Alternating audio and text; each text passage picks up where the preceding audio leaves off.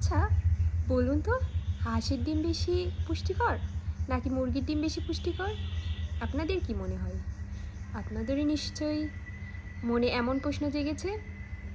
আসসালামু আলাইকুম, আমি শামসুন্নাহার তমা, এমবিবিএস ফোর্থ ইয়ার স্টুডেন্ট।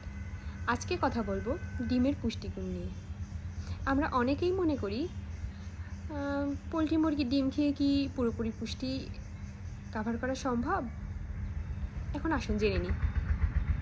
ধরুন আমি একটা মুরগির ডিম খেলাম, সেটা কিন্তু দামে অনেক বেশি, কিন্তু সাইজে অনেক ছোট।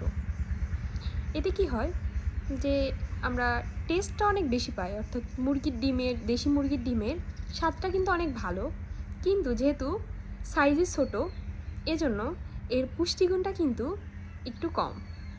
কিন্তু আবার ধরুন পোলট্রি মুরগির ডিম আপনি দামে সস্তা, যদিও খেতে একটু স্বাদ কম, কিন্তু সাইজ একটু বড়, এজন্য আপনি পুষ্টিটা কিন্তু একটু বেশি পাবেন।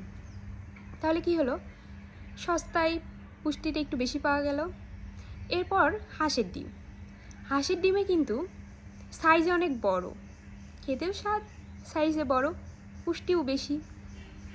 তাহলে সাইজে যে ডিমটা বেশি বড় তার পুষ্টিও বেশি, স্বাদে যেমনই হোক না কেন।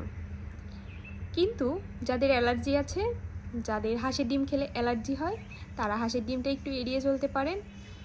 বাকি আপনার পছন্দ মতো, আপনার সামর্থ্য মতো যে কোনো ডিম খেলেই হবে, কিন্তু সাইজে একটু বড় মানে পুষ্টি একটু বেশি। আল্লাহ হাফেজ।